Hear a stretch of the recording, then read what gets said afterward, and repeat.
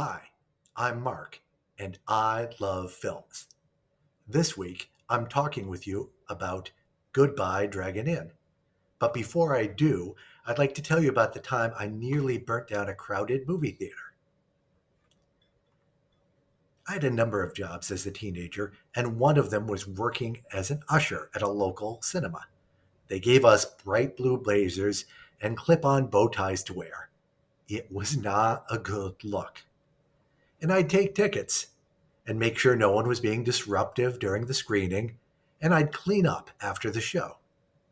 In the downtime, we could get a key and play arcade games for free, which was fun. I had one other major duty, which I shared with another team, and that was to come in once a week and make popcorn. That's right, we only popped the corn twice a week.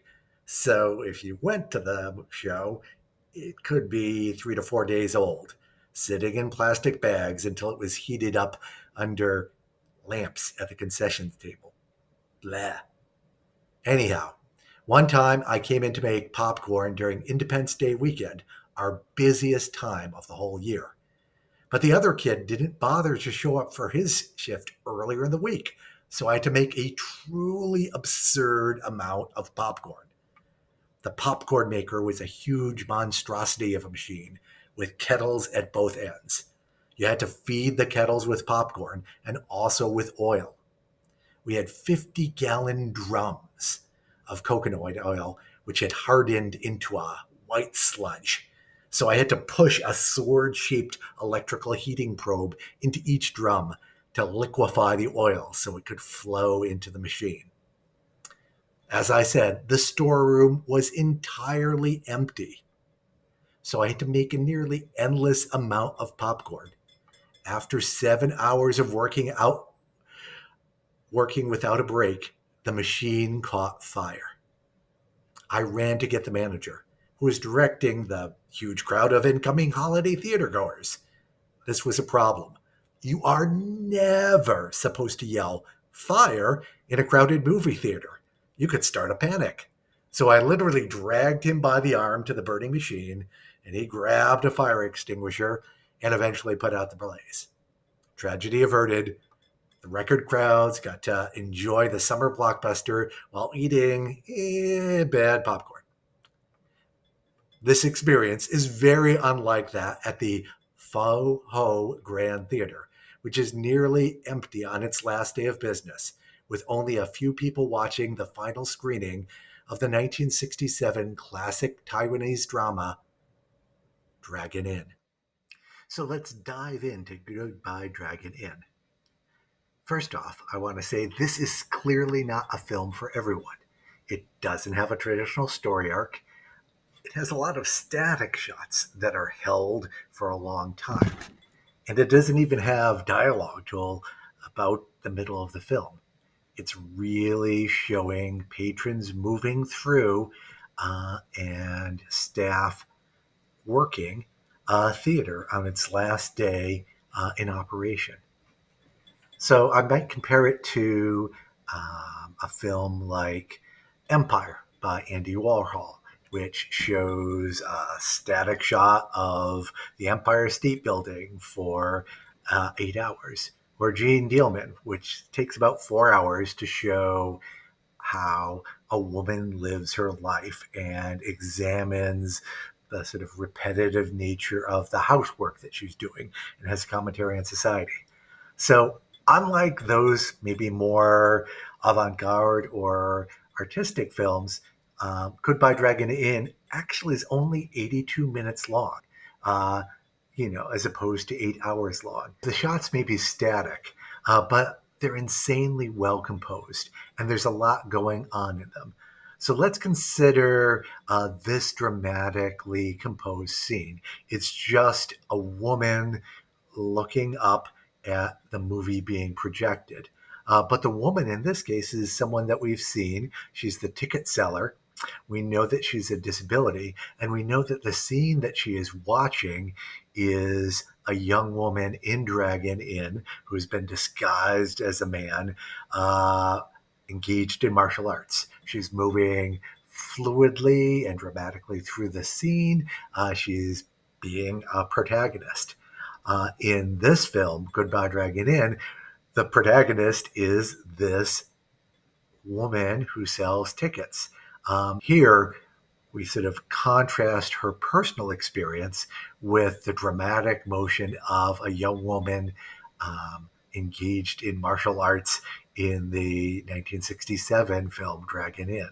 So that's contrast of the freedom that she's seeing and drawn to, and the lived experience that she has.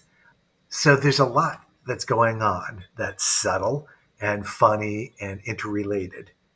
And the director uses these long static shots to give you time to think about, why are you seeing this? Just as you might spend some time if you're at a museum looking at a piece of art on a wall. You might spend 2 minutes at a static painting wondering why this is here. What does this mean? What is it telling us? So, what are some other things that you might think about in Goodbye Dragon Inn? One thing that comes to mind for me is, what is this film saying about Taiwan in 2003 when it was released? Well, like a lot of films in the Taiwan New Wave movement, you can think about the impact of change. Change happens, and what's lost with that change? Unlike, say, an American Last Picture Show, which is really about a sort of decay and death in a remote rural community, this change is happening on so many dimensions in Taiwan. In the late 90s, early 2000s. And there's a lot of improvement in material culture. But any sort of change is dislocating. There's a lot of dramatic changes in the success of movies as a business in Taiwan at about this time. Uh, there's an increasing preference for watching Hollywood blockbusters and Hong Kong action films in the 90s. There is a ton of piracy. According to government statistics that I saw, there was an 80% drop in attendance of films from the early 1980s to the mid 90s in Taiwan. So that certainly plays into a lot of how you might read or what you might think about while you're watching Goodbye Dragon Inn. The other exciting thing that I'd say is there's intertextuality. So, gosh, that's a long, complicated word.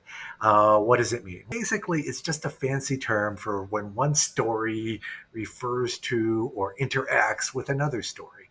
The obvious modern sort of genre that's all about intertextuality is fan fiction, where someone, say, takes a book or a movie they love, say Harry Potter, and rewrites the characters there into their own story. That's intertextuality. It's a story that depends on another story.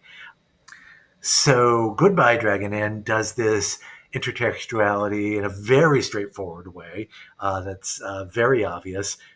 It is showing a movie theater that's closing down, and the film that is presented is Dragon Inn, the 1967 martial arts classic from Taiwan. It shows very long cuts of this. In scenes where you don't see the movie on the screen, you can often hear it in the background. The other sort of thing that's a lot of fun with Goodbye Dragon Inn is you actually have two of the actors from Dragon Inn playing versions of themselves sitting in the audience watching the film that they starred in so many decades ago. And that's just a great homage to filmmaking, a nod to the importance of their work, but also plays into those themes of change. What is it like to see yourself being so much younger? at the start of your career in such a noteworthy film.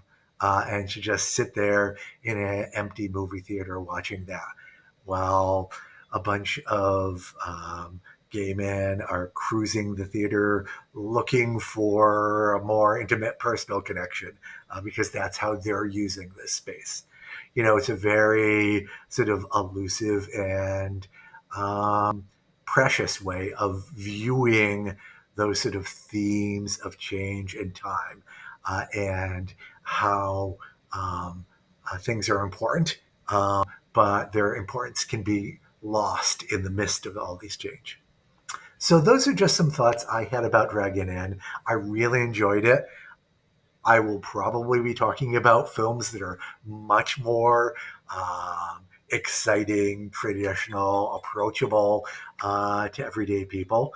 I'll probably be focused on Taiwanese films for a while because A, I think they're underrated in the global marketplace, and B, the coming up weekend, I'm looking forward to going to the Taiwanese Film Festival in Boston. So I'm going to have a chance to see some new films. So I'll probably want to share more about those.